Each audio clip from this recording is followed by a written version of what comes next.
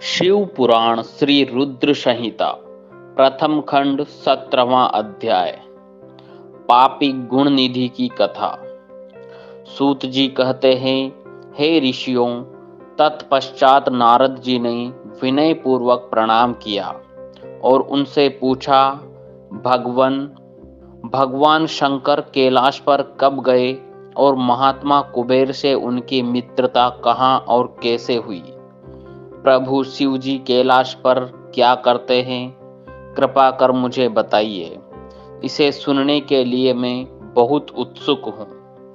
ब्रह्मा जी बोले, हे नारद, मैं तुम्हें चंद्रमौली भगवान शिव के विषय में बताता हूँ। कांपिल्य नगर में यज्ञदत्त दीक्षित नामक एक ब्राह्मण रहते थे, जो अत्यंत प्रसिद्ध थे। वे यज्ञ विद्या में बड़े पारंगत थे। उनका गुणनिधि नामक एक 8 वर्षीय पुत्र था।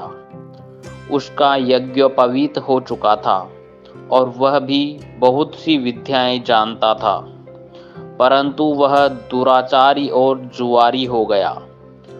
वह हर वक्त खेलता कूदता रहता था तथा गाने बजाने वालों का साथी हो गया था। माता के बहुत कहने पर भी वह पिता के समीप नहीं जाता था और उनकी किसी आज्ञा को नहीं मानता था। उसके पिता घर के कार्यों तथा दीक्षा आदि देने में लगे रहते थे। जब घर पर आकर अपनी पत्नी से गुणनिधि के बारे में पूछते तो वह झूठ कह देती कि वह कहीं स्नान करने या देवताओं का पूजन करने गया है। केवल एक ही पुत्र होने के कारण वह अपने पुत्र की कमियों को छुपाती रहती थी। उन्होंने अपने पुत्र का विवाह भी करा दिया। माता नित्य अपने पुत्र को समझाती थी। वह उसे यह भी समझाती थी कि तुम्हारी बुरी आदतों के बारे में तुम्हारे पिता को पता चल गया तो वे क्रोध के आवेश में हम दोनों को मार देंगे। परंतु गुणनिधि पर माँ के समझाने का कोई प्रभाव नहीं पड़ता था। एक दिन उसने अपने पिता की अंगूठी चुरा ली और उसे जुए में हार गया। देवयोग से उसके पिता को अंगूठी के विषय में पता चल गया। जब उन्होंने अंगूठी जुआरी के हाथ में देखी और उससे पूछा तो जुआरी ने कहा, मैंने कोई चोरी नहीं की है। अंगूठी मुझे तुम्हारे पुत्र ने ही दी है। यही नहीं बल्कि उसने और जुआरियों को भी बहुत सारा धन घर से लाकर दिया है। परंतु आश्चर्य तो यह है कि तुम जैसे पंडित भी अपने पुत्र के लक्षणों को नहीं जान पाए। यह सारी बातें सुनकर पंडित दीक्षित का सिर शर्म से झुक गया। वे सिर झुकाकर और अपना मुंह ढककर अपने घर की ओर चल दिए।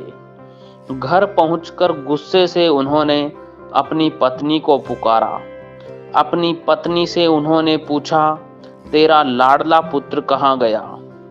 मेरी अंगूठी जो मैंने सुबह तुम्हें दी थी वह कहाँ है?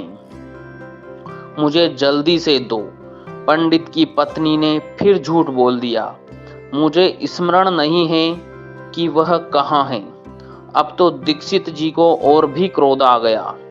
वे अपनी पत्नी से बोले, तू बड़ी सत्यवादिनी है, इसलिए मैं जब भी गुणनिधि के बारे में पूछता हूँ तुम मुझे अपनी बातों से बहला देती हो। यह कहकर दीक्षित जी घर के अन्य सामानों को ढूंढने लगे, किंतु उन्हें कोई वस्तु न मिली, क्योंकि वे सब वस्तुएं गुणनिधि जुए में हार चुका था। क्रोध में आकर पंडित ने अपनी पत्नी और पुत्र को घर से निकाल दिया और दूसरा विवाह कर लिया। यह अध्याय यहीं समाप्त होता है। अगर आप चैनल पर पहली बार वीडियो देख रहे हैं तो चैनल को सब्सक्राइब करना ना भूलें। धन्यवाद। ओम नमः शिवाय।